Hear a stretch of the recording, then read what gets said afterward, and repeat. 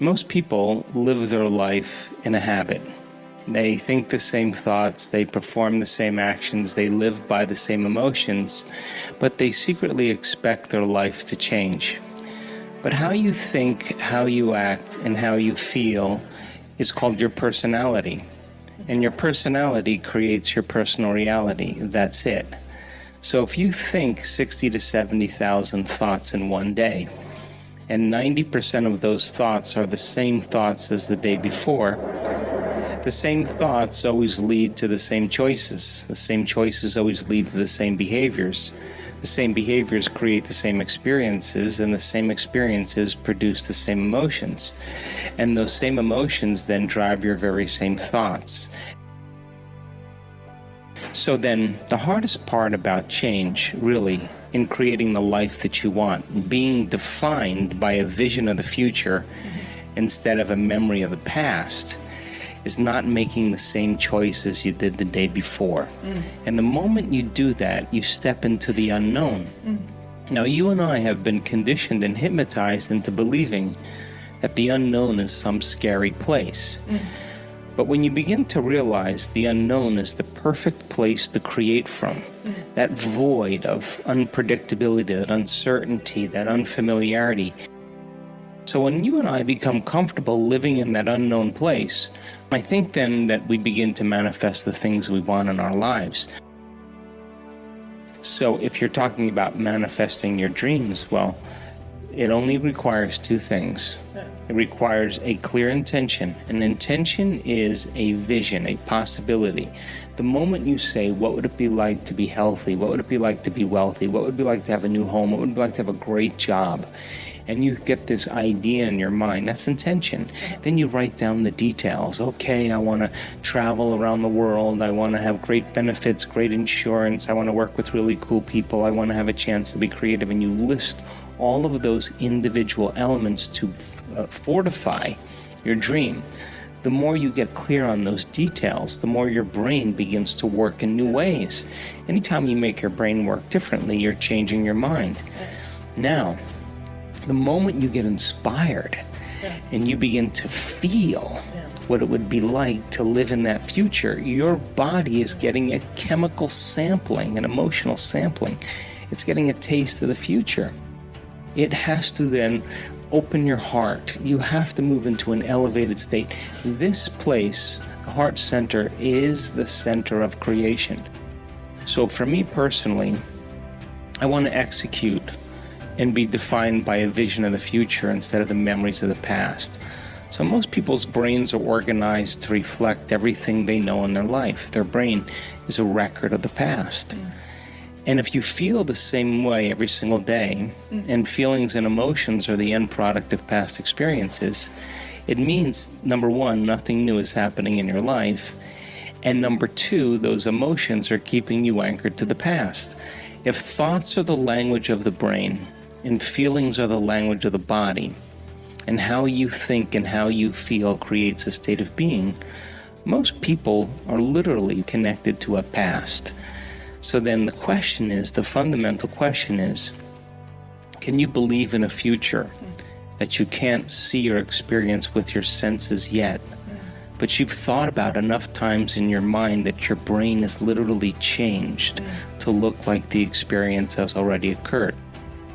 And can we begin to emotionally embrace a future reality and begin to emotionally embrace it to such a degree that we fall in love with that future reality, that our body as our unconscious mind begins to believe it's living in that future reality in the present moment, and we're signaling new genes and new ways to change our body to look like the experience has already occurred in preparation for the event.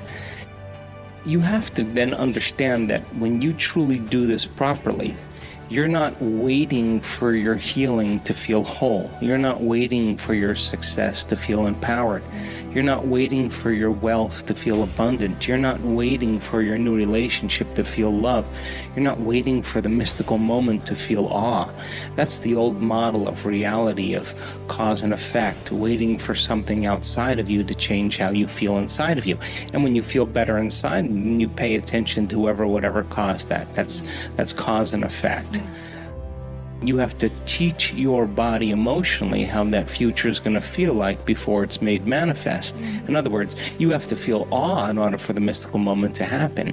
You have to feel abundance before your wealth can occur. You have to feel in love with life before your new relationship happens.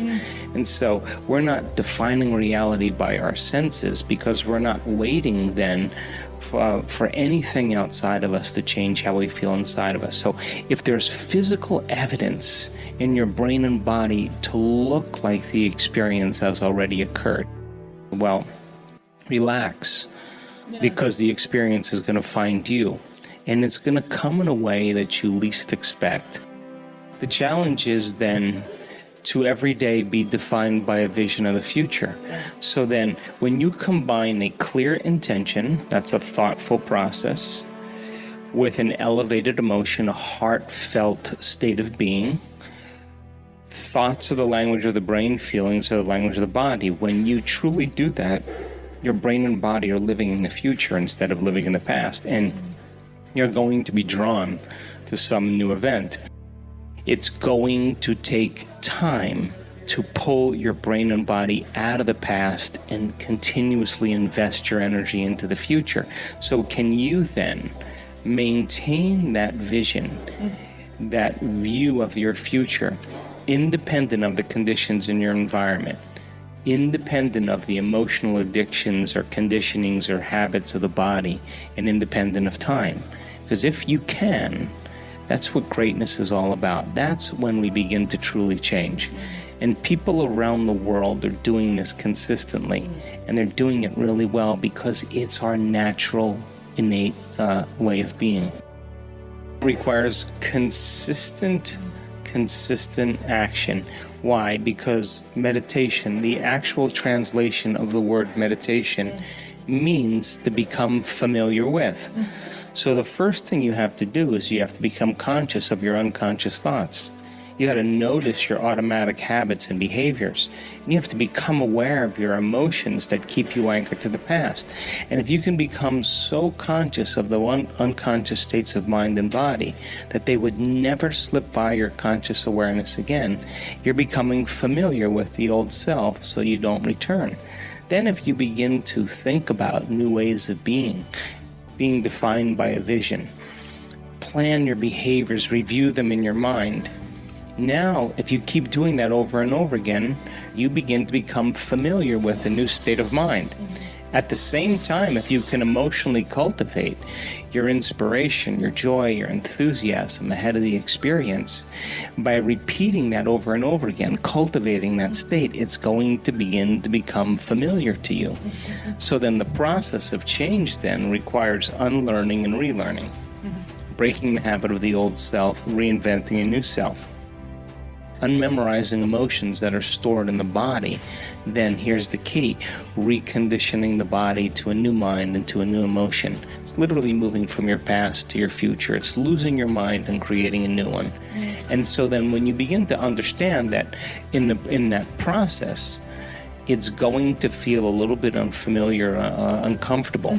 And if you can relax into that, instead of going back to the past, continuously invest in your future, sooner or later, it'll begin to become easier and easier and easier. And all of a sudden, when you least expect it, something amazing is going to happen in your life. And when that event begins to occur, you're going to pay attention to what you did inside of you now to produce the effect outside of you. And that's called human empowerment. And there isn't a person in the world that's excluded from this equation. There's never a time that the mind isn't influencing the body, and there isn't a time when the body isn't influencing the mind. That we are always in a state of being. So then, if you're living by the same thoughts, behaviors, and emotions every single day, then your biology is going to stay exactly the same. So then the question is, if you can begin to then change the way you think, change the way you act, and change the way you feel every single day, and be consistent with it and not return back to the old mechanisms, in time then you'll see a steady, gradual change.